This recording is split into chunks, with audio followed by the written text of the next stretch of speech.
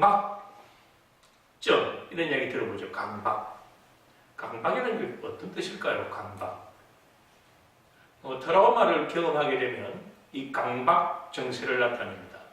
그걸 우리는 반복 강박이라고 해요. 반복해서 그 강박을 일으킨다. 강박하면 어떤 느낌 드나요? 어떤 강박? 안 하면 불안한 거. 그렇지, 안 하면 불안한 거. 어떤 게 있을까요? 예를 들자면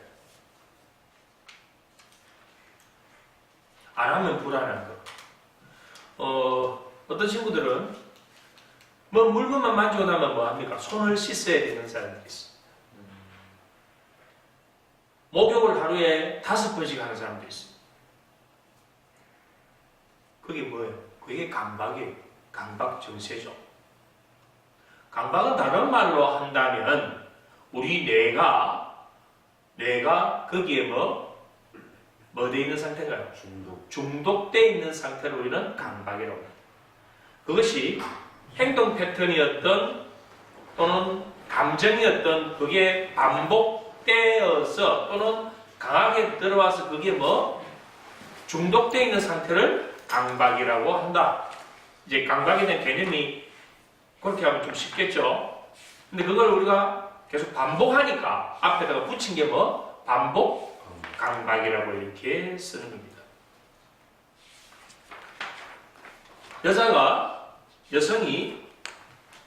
여성이 인질로 잡혔어요. 인질로. 그래서 경찰과 대치하고 있는 중에 범인과 오랜 시간을 보냅니다. 그러면서 범인과 이 여성이 대화를 주고받고 그러면서 그 속에서 서로 처음에는 이 여성은 어떤 상태였을까요? 그 인질이 처음 잡혔을 때. 두려움 또 공포. 그럼 두려움, 공포는 뭐와 관련이 되어 있나요? 우리의 생존하고 관련되어 있는 거 아닌가요? 그렇다면 이건 정서적 의미가 큽니까? 작습니까? 정서적 의미가 큰 충격적인 사건이 들어왔으면 이건 단 한 번만에 우리의 뭐를 만들었습니까? 전형신경회로에. 그래서 이걸 여러분 공부할 때 이제 핵심을 자꾸 뚫고 들어가야 돼요. 이 사건은 분명히 부정적 경험이에요. 부정적 경험인데 그걸 충격적으로 내가 겪었다고 합니다. 충격적으로 겪었다는 것은 그와 관련된 그 정서적 의미, 정서가 기억에 함께 들어왔는데 중요한 것 여기서 잘 보자고.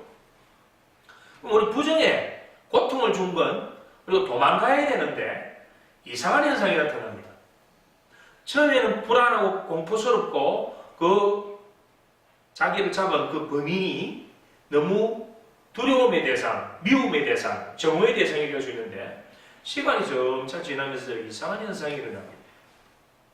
점점 그 범인을 동정하기 시작합니다.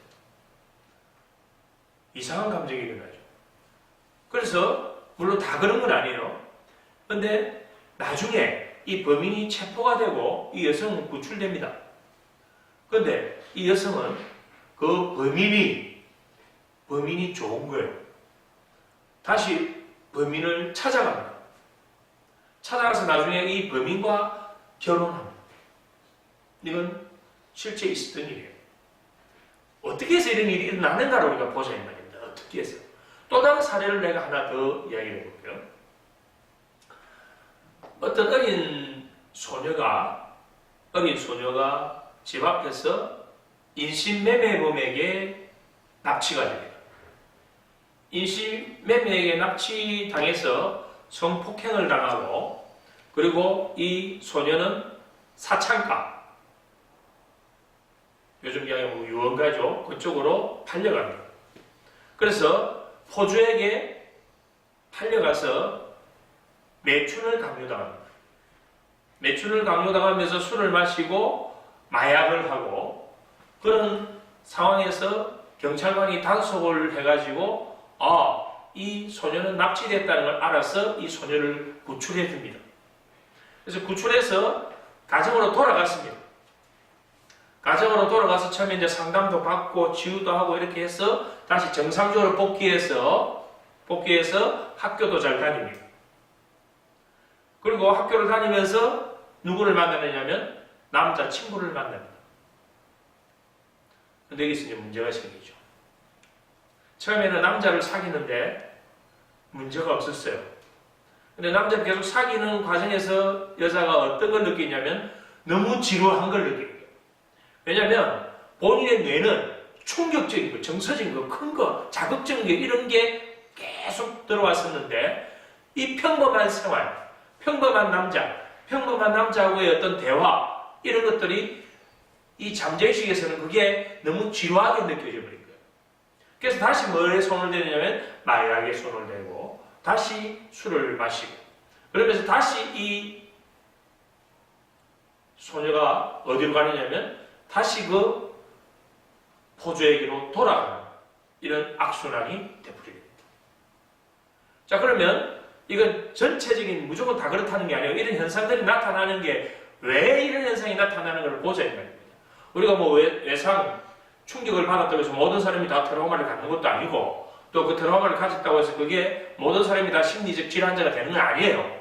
하지만 성향에 따라서 이러한 현상들을 나타내고 있는 사람들이 있다면 도대체 이건 어떻게 해서 이런 현상이 나타났을까 이 말입니다.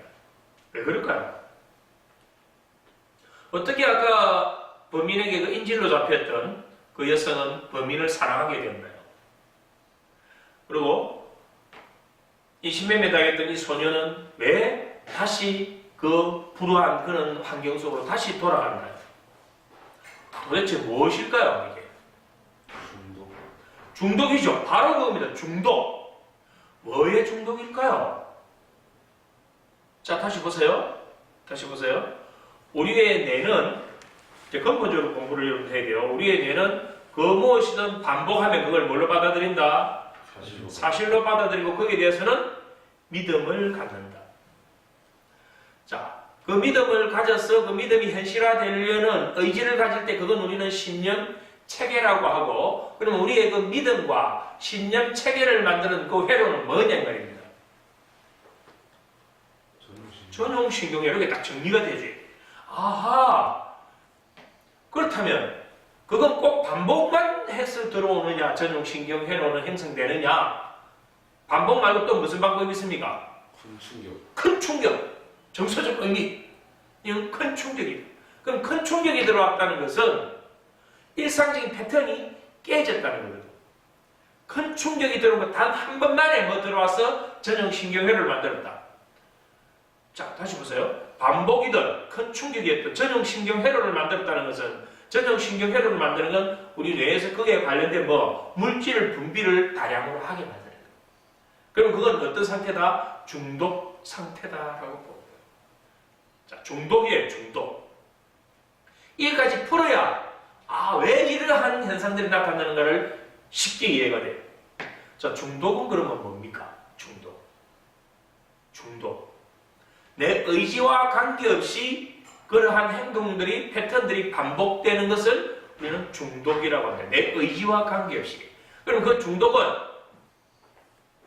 좋은 중독도 있고 좋지 않는 중독도 있다는 거예요. 그럼 중독은 뭐냐면 내 의지와 관계없이 그게 계속되는데 그게 계속되는 거 그게 깨지면 나는 다시 그걸 찾으려고 하는 현상이 나타나는 겁니다. 그것이 긍정이든 부정이든 관계없어요. 긍정이든 부정이든 우리는 중독된 그 현상을 일으키는 새로운 자극과 새로운 물질이 계속 들어와줘야 되는데 그 자극과 물질이 안 들어오면 나는 다시 그 중독 상태를 유지하려고 하는 과거로 회귀를 해야 된단 말입니다. 이게 우리 중독이에요. 술, 담배 이런 거 다 중독 아닌가요? 운동도 중독 아닌가요? 이런 운동은 좋은 중독이지만 술과 담배는 나쁜 중독이죠. 그게 나쁘지만 우리는 중독되면 항상 그쪽으로 다시 돌아가려고 한다. 감이 잡히나요? 그래서 우리는 이러한 강박 현상들이 뭐냐면 이 뇌가 이미 됐다. 중독된 상태에서 내 의지와 관계없이 그것을 계속 반복하고 그것을 유지하려고 하는 현상을 우리는 강박이라고 하는데 이 강박은 우리의 경험, 충격적인 경험, 바로 트라우마로 인해서 이 강박이 생긴다는 겁니다. 태어날 때부터 그런 강박이 생긴 게 아니죠. 왜냐면 환경 속에서 그런 반복되었거나 또는 충격적으로 들어갔거나 이것이 우리의 이런 걸 만들었다. 자, 우리 트라우마는 크게 두 가지로 있습니다. 하나는 성장 과정에서 겪지 않아야 될 것을 겪었다. 겪지 않아야 될 걸 겪은 건 뭡니까? 반복적으로 겪지 않아야 될 게 계속 들어왔다 이 말입니다. 계속 욕을 먹었다든지, 계속 얻어맞았다든지, 계속 무시당했다든지, 또는 누군가가 나를 때렸는데, 폭행을 했는데 너무 충격적으로 폭행을 당했다니, 그건 단 한 번만이라도 그것이 나의 뭐가 됐나요? 트라우마를 만들죠. 정신적에서. 단 한 번만 해도 그러면 이 트라우마로 인해서 어떤 전용신경 회로가 만들어지고 물질이 분비됐다면 그건 중독 현상이다 이렇게 보는 거예요. 또 하나의 트라우마는 뭔가요? 성장 과정에서 겪어야 될 걸 못 겪었다. 사랑받고 관심받고 뭔가 성취 경험을 하고 인간관계를 신뢰를 구축하고 하는 이런 걸 형성 못했을 때 그것이 계속 반복되었거나 또는 그러한 받아야 될 거 못 받았던 그 경험이 아주 정서적으로 크게 들어와 버렸다든지 이렇게 된다면 그게 단 한 번만이라도 우리에게 전용신경 회로를 구축한다. 그건 우리에게 트라우마가 됩니다. 자, 그러면 이제 대충 감이 잡혔습니다. 결국 이러한 강박을 일으키는 것은 우리 뇌가 거기에 뭐 돼 있는 상태다? 중독돼 있는 상태다. 이렇게 이해하면 쉬워져요. 강박은 중독돼 있다. 중독. 게임도 그렇게 보면 뭔가요? 강박 아닌가요? 강박이에요, 강박. 이걸 좀 넓은 의미에서 보면 스포츠에서 루틴이라고 하잖아요, 루틴. 루틴은 뭔가요? 그것도 일종의 보면 강박 아닌가요? 우리가 강박을 꼭 부정적으로 보는 게 아니고 넓은 의미에서 본다면 내가 이 루틴을 했을 때 내가 안정된 상태에서 경기를 수행할 수 있다면 그것도 넓은 의미에서 보면 뭔가요? 그 하나의 그 상태를 내가 계속 반복해서 일으키니까 그것도 하나의 중독 상태 아닌가요? 루틴을 인위적으로 건강한 중독 상태를 만드는 거예요, 루틴을. 자, 앵커링이 뭔가요? 특정한 어떤 상태에 내 신체적인 부분, 언어적인, 시각적인, 청각적인, 신체 감각적인 부분에 스위치를 만들어서 예를 들어서 내가 기분이 편안할 때 팔꿈치를 계속해서 쓰다듬는 걸 계속 반복하면 나중에 이걸 수십, 수백, 수천 번 반복하면 나중에 이것만 만지면 어떻게 될까요? 편안한 상태가 되죠. 뭐가 된 거죠, 이게? 이게 뭐가 된 거죠? 그렇죠. 이제 답이 딱 나오잖아요. 조건 형성된 거죠. 조건 형성. 그런데 조건 형성됐다는 것도 이것도 어떻게 보면 넓은 의미에서 보면 이것도 하나의 중독이에요. 중독. 넓은 의미에서 중독 그렇게 볼 수 있구나. 자, 우리 생활 속에서 그러한 이제 반복 강박을 여러분들이 많이 볼 수 있습니다. 뭐냐면 청소를 너무 막 깨끗하게 계속 반복적으로 한다든지 손을 계속 반복적으로 한다든지 또는 우리가 결벽이라고 하는 거 있죠. 결벽증. 내가 그래서 이런 것도 있어요. 어떤 사람들은 옷을 한 번만 입으면 다음에 그 옷을 다시 못 입는 사람들도 있습니다. 계속 반복적으로 바꿔 입어야 돼요. 이런 것도 어떻게 보면 강박이에요. 그리고 화장실만 갔다 오면 팬티를 갈아입어야 되는 사람들도 있습니다. 그러한 강박을 여러분들은 그게 없지만 그런 걸 갖고 있는 사람들이 있다. 이렇게 이제 보는데 자, 이제 좀 더 들어가 보죠. 좀 더 들어가 볼게요. 자, 여러분들 한정막에 들어갑니다. 한정막. 사우나. 그거 들어가면 편안한가요? 편안해요? 그 60도, 70도 되는 그 한정막에 들어가는 게 실제로 편안한 거냐고? 답답한 거잖아. 그런데도 그게 들어가서는 계속 들어가거든. 그러면서 시원하다. 또 목욕탕에 공동 목욕탕에 가면 뜨뜻한 물. 어떤 데는 좀 뜨겁습니다. 그게. 그 웃기는 일화가 있죠. 여기에 아버지하고 아들하고 목욕탕 사건. 몰라요? 아버지하고 아들하고 목욕탕 갔는데 아버지가 먼저 탕에 톡 들어가서 아버지가 시원해 시원해. 아들이 아빠 시원해. 그러니까 그래 시원해 들어와. 그러니까 아들이 들어가고 물이 확 뜨겁거든. 이때 아들이 한 말이 뭐예요? 뜨거워한 게 아니고 아이씨 세상에 믿을 놈 한 놈도 없네. 그런 이야기가 있습니다. 묻자고 하는 이야기였고, 자, 그 목욕탕의 물은 뜨겁습니다. 그런데도 우리는 뭐라고 합니까? 시원하다 하면서 목욕탕에 그 맛으로 목욕탕 가는 거예요. 그 맛으로. 암벽 만 있죠. 그거 왜 힘들게 그거 해요? 그 고통스럽게. 근데 그거 해본 사람들은 뭐 계속 하거든. 그 패러글라이딩입니까? 위험하잖아요, 그거. 떨어지면 죽는데. 근데 그거 해본 사람은 뭐 계속 하거든. 낚시 얼마나 힘들어요. 여름에 덥고 겨울에 춥고 바닷가에 위험하고. 그런데도 낚시 한번 하는 사람은 왜? 계속 하거든. 그거밖에 없을까요? 우리 생활 속에서. 마라톤 보세요, 마라톤. 마라톤만큼 힘든 게 어디 있나요?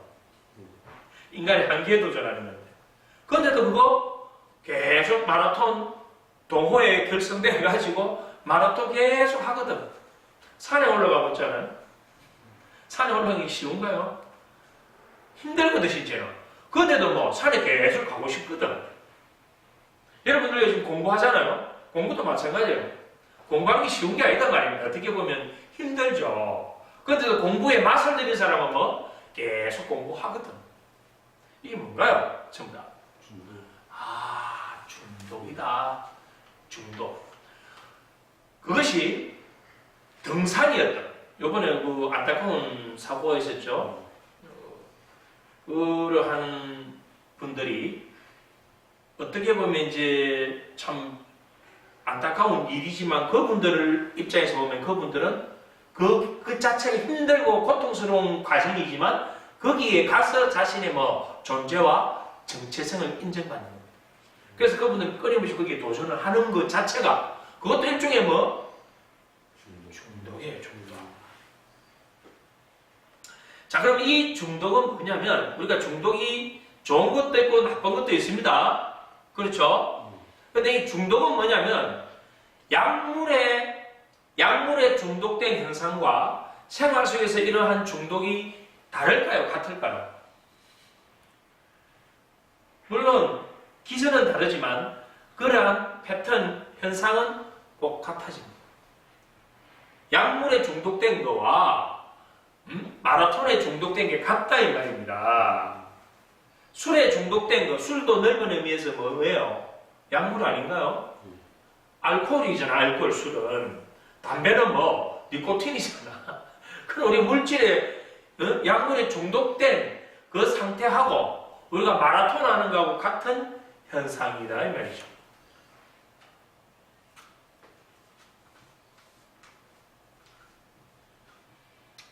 여기서 이제 우리가 뭐를 보느냐면 나에게 고통스럽고 또는 나에게 그게 생명의 위협이 되는데도 불구하고 우리는 그것에 빠져들면 거기에서 빠져나오기가 힘든 상태, 이걸 우리는 중독이라고 본다면 아까 앞에서 이야기했던 자기를 납치했던 그 범인, 인신 매매범이었던 그 인질범이었던 그러한 범인과의 긍정적인 감정이 생기고 거기에 대해서 오히려 동정이 생기고 사랑이까지 생긴다면 이건 뭐냐면 우리 사람의 마음이라는 것, 감정이라는 건 그 무엇이든 반복하거나 또는 충격적으로 들어왔을 때 거기에 중독 상태를 일으킨다면 우리는 그것이 옳고 그르고를 떠나서 사람의 마음이 이렇게 작동될 수 있구나. 그래서 우리는 여자들이 어떤 남자에게 매력을 느낍니까?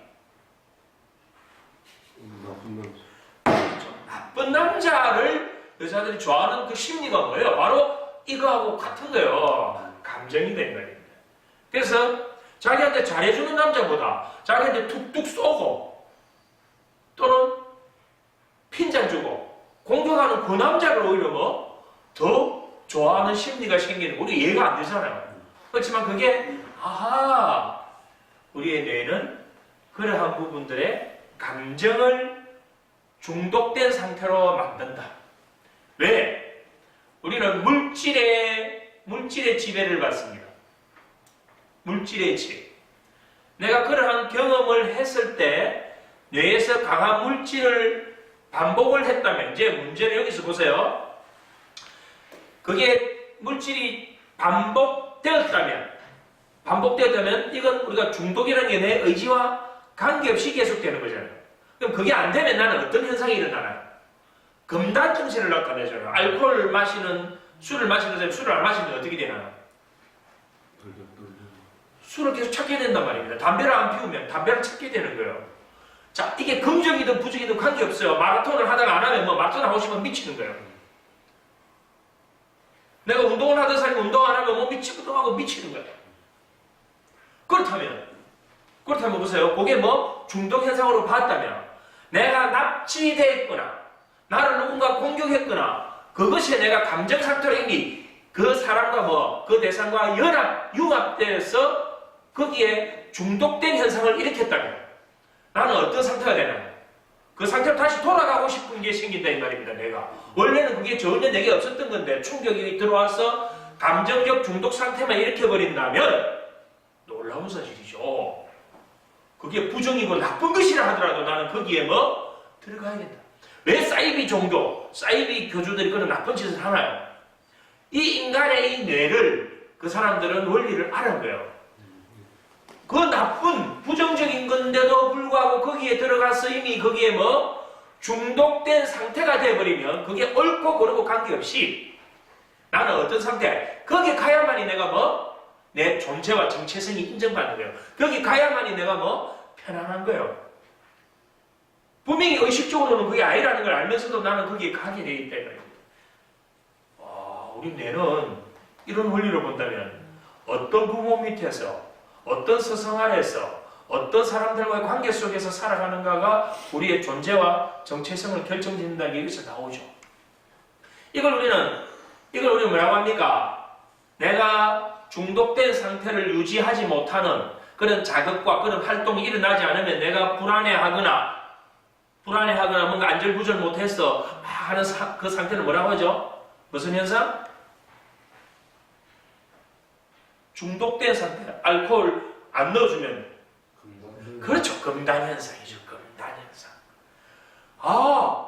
자 보세요. 우리는 금단 현상을 술이나 이런 약물 이것만 생각했는데 사람들 관계에서도 나쁜 부정적인 관계에도 오래 되거나 반복되면 또는 강하게 들어왔다면 거기에 뭐를 일으킨다?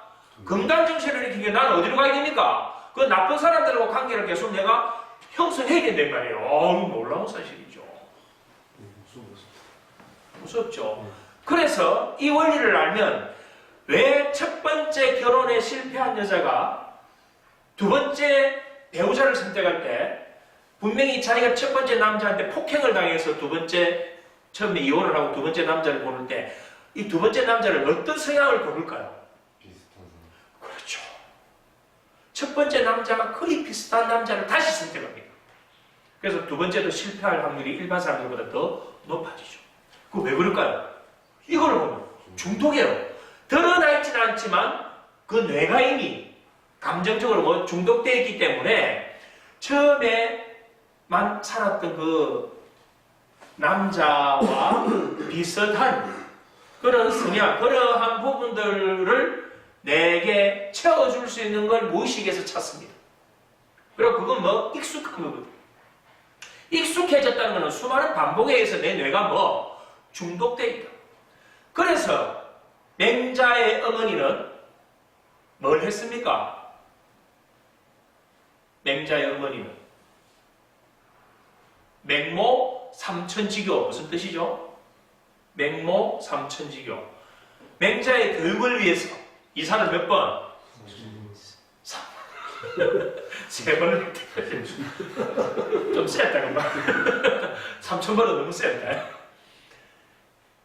아니 맹자가 어릴 때 시장에서 시장 갖고 혼자 살다 보니까 애가 뭐합니까? 장사치 흉내만 내고 있더라는 겁니다. 공동묘지 주변에 사니까 맨날 그 상여 그거 곡소리 내고 이런 흉내 내고 있더라는 겁니다. 그게 오래되면 어떻게 될까요? 거기에 중독됩니다.